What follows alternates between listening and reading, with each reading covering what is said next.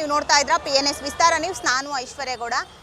S, cine ರಸಿಕರ ಐತಿಹಾಸಿಕ ತಾಣ ಆಗಿರುವಂಥದ್ದು. 5 ದಶಕಗಳಿಗಿಂತ ಹೆಚ್ಚು ಕಾಲ ಇರುವಂತಹ ಈ ಥಿಯೇಟ್ರು ಸಿನಿ ರಸಿಕರನ್ನು ಮನರಂಜಿಸಿತು. ಅಣ್ಣವರು ಉದ್ಘಾಟನೆ ಮಾಡಿದಂಥ ಈ ಥಿಯೇಟ್ರು ಇವತ್ತು ಹೈಕೋರ್ಟ್ ಆದೇಶದಂತೆ ನೆಲಸಮ ಕೂಡ ಆಗ್ತಾ ಇರುವಂಥದ್ದು. ನೀವು ನೋಡ್ತಾ ಇರ್ಬೋದು, ನಾನಿವತ್ತು ಥಿಯೇಟ್ರು ಊರ್ವಶಿ ಥಿಯೇಟ್ರು ಮುಂಭಾಗದಲ್ಲಿರುವಂಥದ್ದು. ಬೆಂಗಳೂರಿನ ಲಾಲ್ಬಾಗ್ ರಸ್ತೆಯಲ್ಲಿರುವಂತಹ ದಶಕಗಳ ಇತಿಹಾಸವಿರುವಂತಹ ಪ್ರಸಿದ್ಧ ಊರ್ವಶಿ ಥಿಯೇಟ್ರು ಈ ಚಿತ್ರಮಂದಿರ ಆಗಿತ್ತು.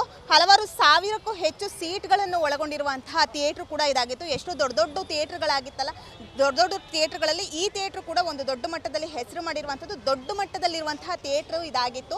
ಇನ್ನು ಎಷ್ಟೋ ಕಲಾವಿದರುಗಳು ಕನಸನ್ನು ಕಂಡು ಸಿನಿಮಾ ಮಾಡಿದಾಗ ಅದು ಕನಸನ್ನು ಕೊಟ್ಟಿರುವಂತಹ ಥಿಯೇಟ್ರು ಇದಾಗಿತ್ತು.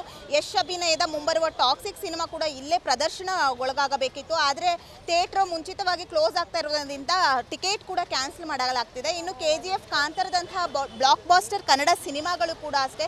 ಇತ್ತೀಚೆಗೆ ರಿಲೀಸ್ ಆಗಿದ್ದ ಜನನಾಯಕನ್ ಚಿತ್ರವರೆಗೂ 100 ಹಿಟ್ ಸಿನಿಮಾಗಳನ್ನು ಕೂಡ ಈ ಚಿತ್ರಮಂದಿರ ಕೊಟ್ಟಿರುವಂಥದ್ದು. ಕನ್ನಡ, ತೆಲುಗು, ತಮಿಳ್ ಮತ್ತು ಹಿಂದಿ ಇತ್ಯಾದಿ ಚಿತ್ರಗಳು ಕೂಡ ಅತ್ಯಂತ ಸೌಂಡ್ ಮಾಡಿರುವಂಥ ಈ ಸ್ಕ್ರೀನ್ಗಳಲ್ಲಿ ದೊಡ್ಡ ಮಟ್ಟದಲ್ಲಿ ಸೌಂಡ್ ಮಾಡಿತ್ತು. ಹಾಗೆ ಭರ್ತಿಯಾಗಿ ಫುಲ್ಲಾಗಿ ತುಂಬಿರುವಂಥ ಚಿತ್ರಮಂದಿರ. ಅಂದರೆ ಕ್ರೌಡ್ ಕೂಡ ಅಷ್ಟೇ, ಬೆಳಗ್ಗೆ ಮುಂಜಾನೆಯೇ ಥಿಯೇಟ್ರು ಕೂಡ ಅಷ್ಟೇ ಫುಲ್ ಕವರ್ ಆಗ್ತಾ ಇತ್ತು. ಎಲ್ಲರೂ ಕೂಡ ಬಂದು ಈ ಚಿತ್ರಮಂದಿರಗಳಲ್ಲಿ ಸಿನಿಮಾವನ್ನು ನೋಡ್ತಾ ಇದ್ರು. ಹಾಗೆ ಸ್ಟಾರ್ಗಳನ್ನು ಗೆಲ್ಲಿಸುವಂತಹ ಥಿಯೇಟ್ರು ಕೂಡ ಈ ಊರ್ವಶಿ ಥಿಯೇಟ್ರ್ ಆಗಿತ್ತು. ಇನ್ನು ಬಿಗ್ ಐಕಾನಿಕ್ ಸಿಂಗಲ್ ಸ್ಕ್ರೀನ್ ಚಿತ್ರಮಂದಿರ ಧರೆಗುಳಿತಿರುವುದಂತೂ ಇನ್ನು ಬೆಂಗಳೂರಿನಲ್ಲಿ ಕಾಣ್ತಾ ಇರ್ಬೋದು. ಈ ಥಿಯೇಟ್ರು ಅಷ್ಟೇ ಹೈಕೋರ್ಟ್ನ ಆದೇಶದಂತೆ ನೆಲಸಮ ಆಗ್ತಾ ಇರುವಂಥದ್ದು. ಇವತ್ತು ಹೈಕೋರ್ಟ್ನ ಆದೇಶದಂತೆ ನೆಲಸಮ ಆಗ್ತಾ ಇರುವಂಥದ್ದು. ಇನ್ನು ಈ ಬಗ್ಗೆ ಶಿವಣ್ಣ ಅವರು ಕೂಡ ಅಷ್ಟೇ ಇವತ್ತು ಮಾತನಾಡಿ ಹೇಳಿರುವಂಥದ್ದು, ಈ ಥಿಯೇಟ್ರು ಕ್ಲೋಸ್ ಆಗ್ತಾ ಇರೋದು ನಮಗೆ ತುಂಬಾ ನಷ್ಟ ಆಗ್ತಾ ಇದೆ. ನನ್ನ ಸಿನಿಮಾ ಆಗಿರ್ಬೋದು, ಆನಂದ್ ಸಿನಿಮಾ ಆಗಿರ್ಬೋದು, ಜನ್ಮದ ಜೋಡಿ ಸಿನಿಮಾ ಎಲ್ಲ ಇದೇ ಥಿಯೇಟ್ರಲ್ಲಿ ಬಂದಿತ್ತು. ಬ್ಲಾಕ್ ಬಾಸ್ಟರ್ ಹಿಟ್ಟನ್ನು ಕೊಟ್ಟಿರುವಂತಹ ಸಿನಿಮಾ. ಇನ್ನು ನಮ್ಮ ಅಪ್ಪಾಜಿನೇ ಉದ್ಘಾಟಿಸಿದಂತಹ ಈ ಥಿಯೇಟ್ರಲ್ಲಿ ಅಪ್ಪಾಜಿ ಸಿನಿಮಾ ಆಗಿರ್ಬೋದು, ಹಾಗೆ ಶಂಕರ್ನಾಗ್ ಅವರ ಸಿನಿಮಾಗಳು ಕೂಡ ಅಷ್ಟೇ ಇದೇ ಥಿಯೇಟ್ರಲ್ಲಿ ಬಂದು ಸೂಪರ್ ಹಿಟ್ ಬ್ಲಾಕ್ ಬಾಸ್ಟರ್ ಸಿನಿಮಾಗಳನ್ನ ಕೊಟ್ಟಿರುವಂಥದ್ದು. ಆದರೆ ಇವತ್ತಿನ ದಿನ ಕ್ಲೋಸ್ ಆಗ್ತಾ ಇರುವಂಥದ್ದು ಬಹಳ ದೊಡ್ಡ ನಷ್ಟ ಅಂತ ಕೂಡ ಶಿವಣ್ಣ ಹೇಳ್ತಾ ಇರುವಂಥದ್ದು.